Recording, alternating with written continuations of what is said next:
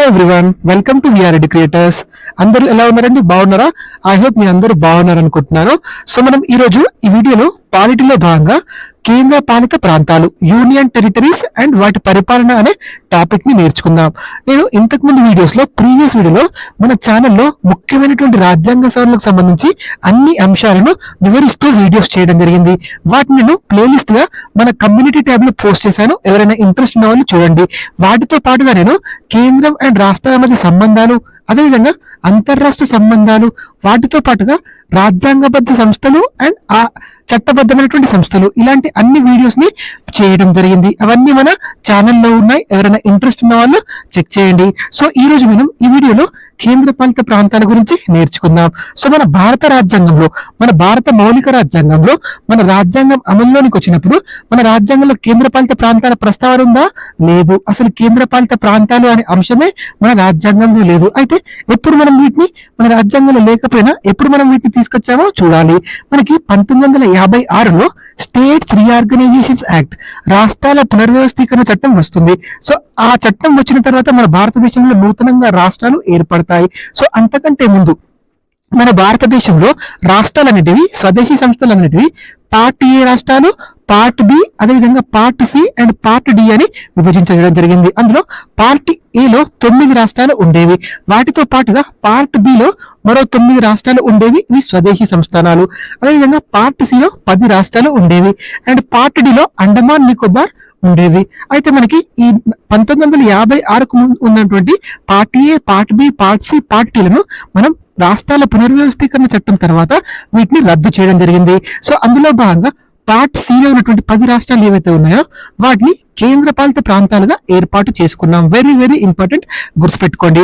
Part సిలో ఉన్నటువంటి 10 రాష్ట్రాలను మనం 7వ రాజ్యాంగ సవరణ చట్టం, ఏ రాజ్యాంగ సవరణ చట్టం అండి? 7వ రాజ్యాంగ సవరణ చట్టం 1956లో కేంద్ర పాలిత ప్రాంతాలుగా గుర్తించడం జరిగింది. వెరీ వెరీ ఇంపార్టెంట్ అండి. రాజ్యాంగ సవరణ కూడా మనకు గుర్తుండాలి. ఎన్నో రాజ్యాంగ సవరణ చట్టం అండి? 7వ రాజ్యాంగ సవరణ చట్టం. ఏ ఇయర్ అండి? 1956లో. ప్రస్తుతం మన భారతదేశంలో సో మౌలిక రాజ్యాంగంలో అయితే మనకు కేంద్ర పాలిత ప్రాంతాల ప్రస్తావన లేదు. ఎప్పుడు తీసుకొచ్చాం మనం? 7వ రాజ్యాంగ సవరణ చట్టం ద్వారా తీసుకొచ్చాం. అయితే ఇప్పుడు ప్రస్తుతం మన భారత రాజ్యాంగంలో ఈ కేంద్ర పాలిత ప్రాంతాల గురించి ఎక్కడుందో మనం నేర్చుకుందాం.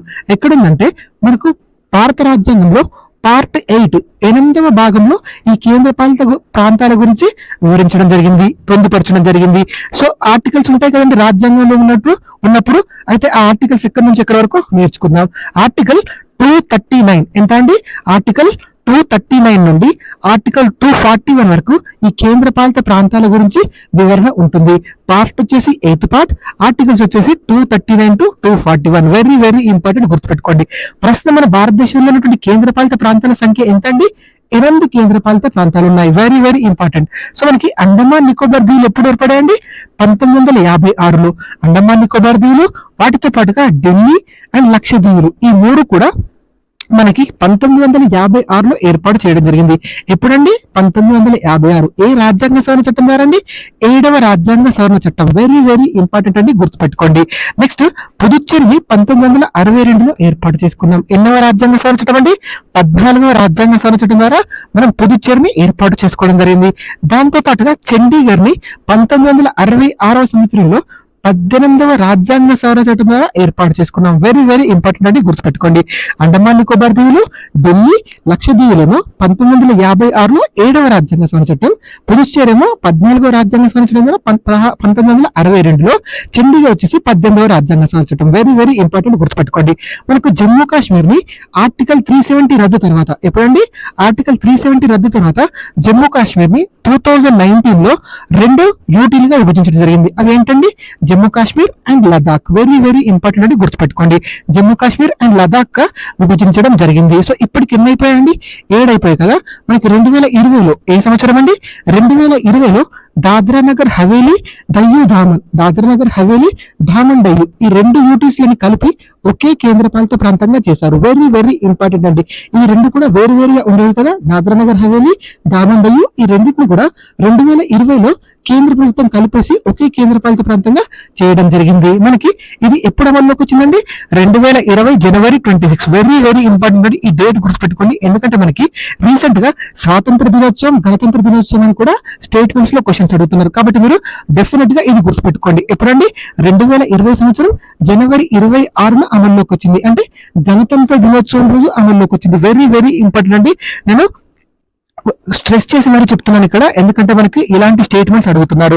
స్వతంత్ర దినోత్సవం, గణతంత్ర దినోత్సవం అని. ఎప్పుడండి? 2020 జనవరి 26 గణతంత్ర దినోత్సవం రోజు దాద్రా నగర్ హవేలీ, దామన్ దయ్యూ రెండు యూటీలను కలిపి ఒకే యూటీగా చేయడం జరిగింది.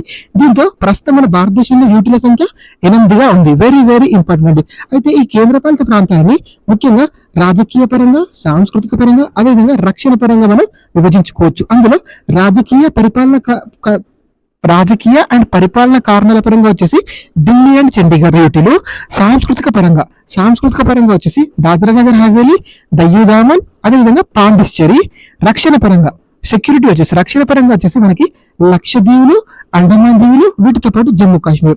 సో ఇలా మనం విభజించుకోవచ్చు మన యూటీ అని 3 రకాలుగా. సో మనకి ఆర్టికల్ 239 ఏం తెలియజేస్తుందో చూద్దాం. మనకి ఆర్టికల్ 239 ప్రకారం కేంద్ర పాలిత ప్రాంతాల పరిపాలన గురించి ఉంటుంది. ఏంటండి? యూటీల యొక్క పరిపాలన, యూనియన్ టెరిటరీస్ యొక్క పరిపాలన గురించి ఎందులో ఉంటుందండి? ఆర్టికల్ 239 లో ఉంటుంది. ఈ కేంద్ర పాలిత ప్రాంతాలను అడ్మినిస్ట్రేటర్స్, ఎవరండి? అడ్మినిస్ట్రేటర్స్ అంటే పరిపాలకులు లేదా లెఫ్టినెంట్ గవర్నర్ ద్వారా ఎవరండి? భారత రాష్ట్రపతి గారు పరిపాలిస్తారు. వెరీ వెరీ ఇంపార్టెంట్ అండి. రాష్ట్రపతి ఆదేశాలతో విధులు నిర్వర్తిస్తారు వీళ్ళు. ఎవరు? లెఫ్టినెంట్ గవర్నర్స్ కానీ, అడ్మినిస్ట్రేటర్స్ కానీ. అదేవిధంగా మనకు ఆర్టికల్ 239A లో ఏముందో చూద్దాం. ఆర్టికల్ 239A లో ఏముంటుందంటే పుదుచ్చేరికి 1963లో, ఢిల్లీకి 1992లో శాసనసభ ఏర్పాటు గురించి ఎందులో ఉంటుందండి? ఆర్టికల్ 239A లో ఉంటుంది. వెరీ వెరీ ఇంపార్టెంట్ గుర్తుపెట్టుకోండి. రీసెంట్ గా మనకు ఢిల్లీలో ఎలక్షన్స్ జరిగాయి కాబట్టి మనం నెక్స్ట్ ఈ క్వశ్చన్ ఎక్స్పెక్ట్ చేయొచ్చు ఢిల్లీకి సంబంధించినటువంటిది. మనకు 14వ రాజ్యాంగ సవరణ చట్టం ఏంటండి? 14వ రాజ్యాంగ సవరణ చట్టం 1962 ద్వారా పుదుచ్చేరికి యూటీగా గుర్తించడం జరిగింది, యూనియన్ టెరిటరీగా. Very very important. అదే మనం ఢిల్లీని ఎప్పుడు గుర్తించామండి? 69వ రాజ్యాంగ సవరణ చట్టం ద్వారా 1992లో 69వ రాజ్యాంగ సవరణ చట్టం 1992లో ఢిల్లీ లెజిస్లేటివ్ ఏర్పాటు చేయడం జరిగింది, ఢిల్లీ అసెంబ్లీ. దాంతో పాటుగా ఢిల్లీకి రాజధాని హోదా ఇచ్చాం. Very very important. అయితే రాజధాని హోదా కోసం సిఫార్సు చేసిన కమిటీ అని కూడా అడుగుతారండి. ఏ కమిటీ అండి? Balakrishnan committee. Very very important అండి. ఏ కమిటీ సూచనలతో ఢిల్లీకి రాజధాని హోదా అంటే బాలకృష్ణన్ కమిటీ. సో ఈ రాజ్యాంగ సవరణ చట్టం ద్వారా 69వ రాజ్యాంగ సవరణ చట్టం ద్వారా ఏం చేశారంటే ఆర్టికల్ 239AA, ఆర్టికల్ 239AB చేర్చారు. ఆర్టికల్ 239AA ఏంటంటే ఢిల్లీకి రాజధాని హోదా గురించి తెలియజేస్తుంది. ఏంటంటే ఢిల్లీకి రాజధాని హోదా గురించి తెలియజేస్తుంది.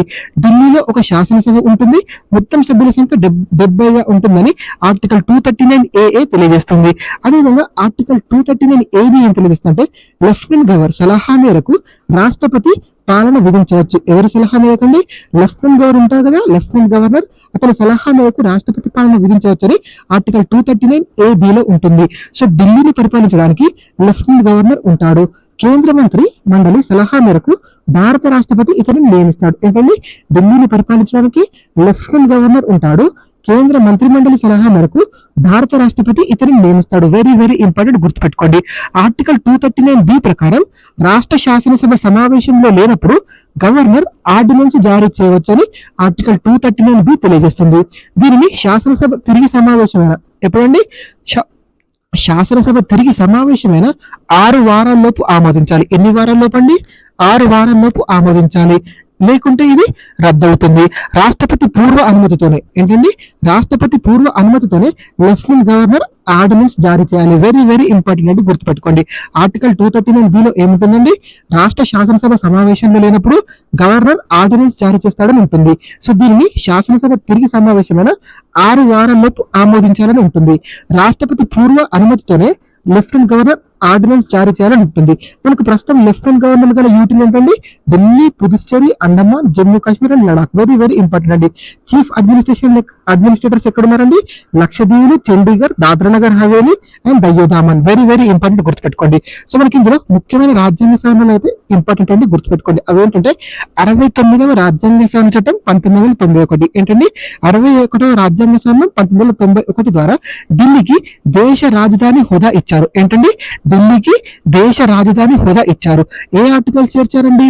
Article 239AA, article 239AB, article 239AB sub clause B. Very very important, గుర్తుపెట్టుకోండి. అదేవిధంగా 70వ రాజ్యాంగ సవరణ చట్టం ద్వారా 1992, 70వ రాజ్యాంగ సవరణ చట్టం 1992 ద్వారా ఈ ఢిల్లీకి, పుదుచ్చేరికి రాష్ట్రపతి ఎన్నికల్లో పాల్గొనే అవకాశం ఇచ్చారు. వెరీ వెరీ ఇంపార్టెంట్ అంటే గుర్తుపెట్టుకోండి.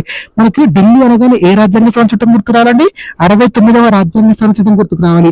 సో 69వ రాజ్యాంగ సవరణ చట్టం ద్వారా ఢిల్లీకి దేశ రాజధాని హోదా ఇచ్చారు. నేషనల్ క్యాపిటల్ రీజియన్, NCR అంటారండి. వెరీ వెరీ ఇంపార్టెంట్, గుర్తుపెట్టుకోండి. అదే ఢిల్లీకి, పుదుచ్చేరికి రాష్ట్రపతి ఎన్నికల్లో పాల్గొనే అవకాశం ఏ రాజ్యాంగ సవరణ చట్టం ద్వారా ఇచ్చారండి? 70వ రాజ్యాంగ సవరణ చట్టం ద్వారా ఇచ్చారు. అయితే ప్రస్తుతం ఉన్నటువంటి lieutenant governor and chief administrator చూద్దామండి. మనకి అండమాన్ నికోబార్ దీవులు ఉన్నాయి కదా, దానికి లెఫ్టినెంట్ గవర్నర్ గా ఎవరున్నారండి? డికే జోషి గారు ఉన్నారు. వెరీ వెరీ ఇంపార్టెంట్, గుర్తుపెట్టుకోండి. మ్యాచ్ ద ఫాలోయింగ్ లో అడగవచ్చు. చండీగఢ్ కి ఎవరున్నారండి? చండీగఢ్ కి అడ్మినిస్ట్రేటర్ ఉంటారు కదా, ఎవరున్నారు? గులాబ్ చంద్ కటారియా గారు ఉన్నారు. అదేవిధంగా దాద్రా నగర్ హవేలీ అండ్ డయ్యూ డామన్ కి శ్రీ ప్రఫుల్ పటేల్ గారు ఉన్నారు. ఎవరండి? ప్రఫుల్ పటేల్ గారు అడ్మినిస్ట్రేటర్ గా ఉన్నారు. అదేవిధంగా ఢిల్లీ చాలా చాలా ఇంపార్టెంట్ గా గుర్తుపెట్టుకోండి. ఢిల్లీ గుర్తుపెట్టుకోవాలి. ఢిల్లీకి లెఫ్టినెంట్ గవర్నర్ ఎవరున్నారండి? Shri Vinay Kumar Saxena. Very very important. Vinay Kumar Saxena గారు ఢిల్లీకి లెఫ్టినెంట్ గవర్నర్ గా ఉన్నారు. అదే జమ్మూ కాశ్మీర్ కూడా చాలా చాలా ఇంపార్టెంట్ అండి. జమ్మూ కాశ్మీర్ కి మనోజ్ సిన్హా గారు లెఫ్టినెంట్ గవర్నర్ గా ఉన్నారు. ఎవరండి? మనోజ్ సిన్హా గారు. లక్షద్వీప్ కి ఎవరున్నారండి? సో లక్షద్వీప్ కి దాద్రా నగర్ హవేలీ అండ్ దయోదామన్ కి ఒకరే ఉన్నారండి, ప్రఫుల్ పటేల్ గారు. లక్షద్వీప్ కి అడ్మినిస్ట్రేటర్ ఉంటారు. పాండిచ్చేరి కేంద్రపాలిత ప్రాంతానికి ఎవరున్నారండి లెఫ్టినెంట్ గవర్నర్ గా? కైలాష్ నాథన్ గారు ఉన్నారు. ఎవరండి? కైలాష్ నాథన్. లదాఖ్ కి ఎవరున్నారండి? బిడి మిశ్రా గారు ఉన్నారు లెఫ్టినెంట్ గవర్నర్ గా. వెరీ వెరీ ఇంపార్టెంట్ అండి. వీటిని మ్యాచ్ ద ఫాలోయింగ్ గా అడగవచ్చు. లక్షద్వీప్ కి, అదేవిధంగా దాద్రా నగర్ హవేలీ అండ్ దయోదామన్ కి ఒకరే ఉన్నారండి, ప్రఫుల్ పటేల్ గారు. ఢిల్లీకి ఎవరున్నారండి? వినయ్ కుమార్ సక్సేనా గారు. జమ్మూ కాశ్మీర్ కి మనోజ్ సిన్హా గారు. అండమాన్ నికోబార్ కి జోషి గారు. వెరీ వెరీ ఇంపార్టెంట్ అండి. చండీగఢ్ కి గులాబ్ చంద్ కటారియా గారు. వెరీ వెరీ ఇంపార్టెంట్, గుర్తుపెట్టుకోండి. సో మనం ఈ వీడియోలో కేంద్రపాలిత ప్రాంతాలకు సంబంధించినటువంటి ముఖ్యమైనటువంటి అంశాలన్నీ నేర్చుకుందాం. మీకు ఈ ఇన్ఫర్మేషన్ నచ్చితే ప్లీజ్ లైక్ చేయండి అండ్ మీ ఫ్రెండ్స్ కి షేర్ చేయండి. Thank you so much for watching. Please subscribe to VR educators. Thank you everyone.